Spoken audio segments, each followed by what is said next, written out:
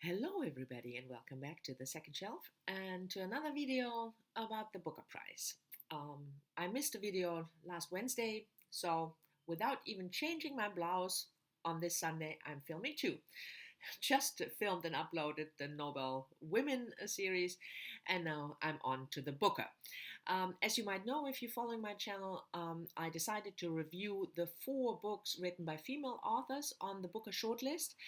You will find a list with all the 6 shortlisted books down below, and also a link to the Booker Prize website if you're interested in checking out the books by yourself. And I reviewed Doug's Newburyport, The Testaments, and 10 minutes 38 seconds. And I will leave links to those videos also down below if you're interested in those reviews. And the 4th and last one of the reviews is Bernardine Evaristo's book, Girl, Woman, Other. Let me put it so that you can see it, which was published in May of this year. Bernardine Evaristo is a British writer. She was born in London, a Nigerian father and an English mother, born in 1959. So she is turning 60 this year. She is a writer of poetry, plays, novels, and also an activist for diversity and inclusion in the arts.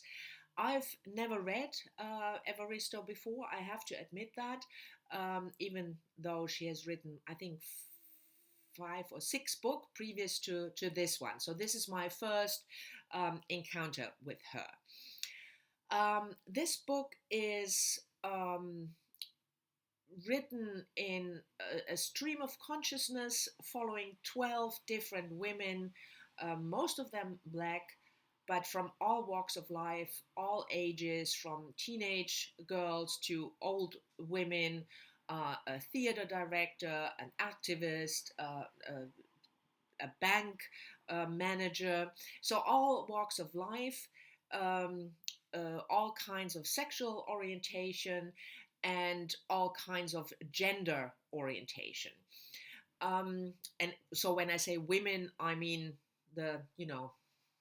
I don't know how I'm supposed to do that in a PC way. But anyway, the title tells you already, yeah? Girl, Women, Other. So it's a real wide range of voices that we get. The book looks quite thick, 400 and something pages.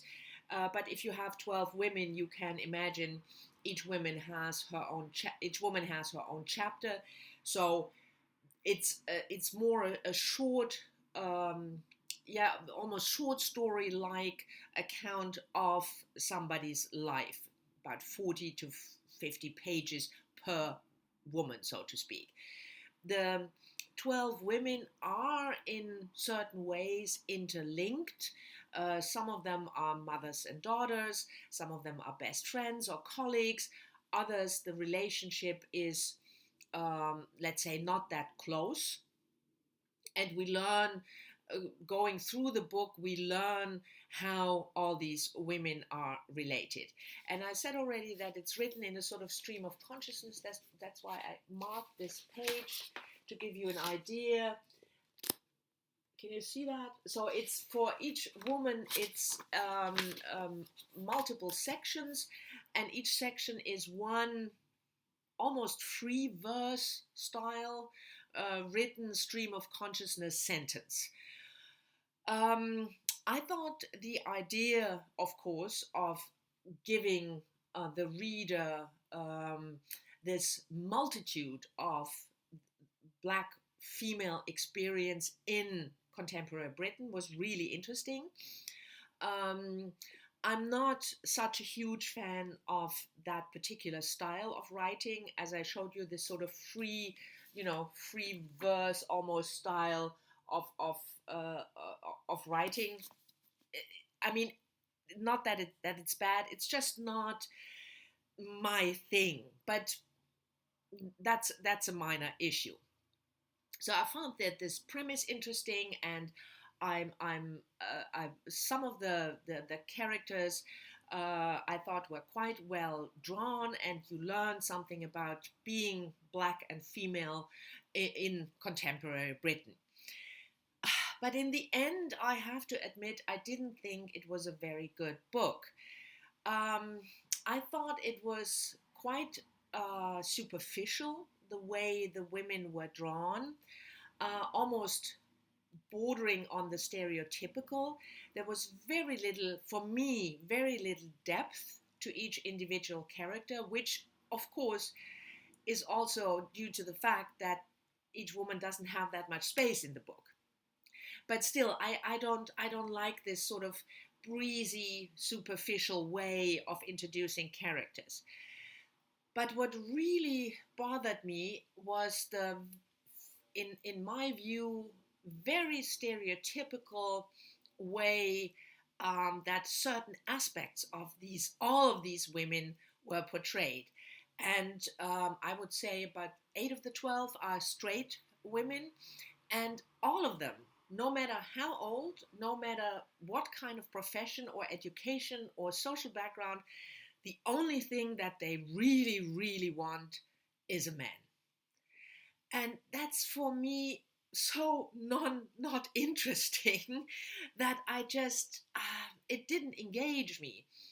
And the lesbian women also were portrayed for me in a way that I found stereotypical, because they were all very promiscuous and treating their lovers in a way that if it weren't a woman, but a man, you would say it's just a sexist, chauvinist attitude towards women.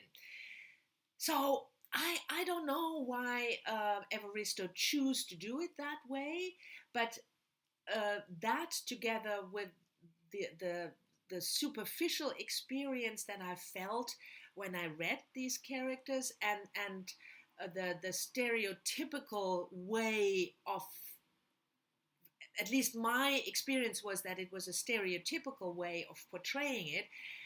I just didn't think it was very good. But as usual, or as often happens, I'm in the absolute minority here. So if you are interested in the book, I would suggest that you check out Goodreads reviews by other people that you know, because most of the readers really love this book. There are 4 and 5 stars left and right, and I just couldn't. I just couldn't agree with it. It's a fast read, that's for sure. So give it a try if you're interested in it. But for me, it just didn't work on various levels.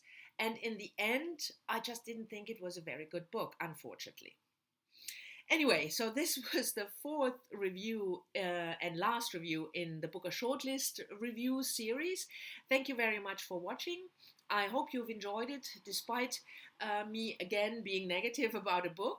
If you read the book, let me know what you think, especially if you thought it was good, so that, you know, I love this discussion when people have a different view on a book.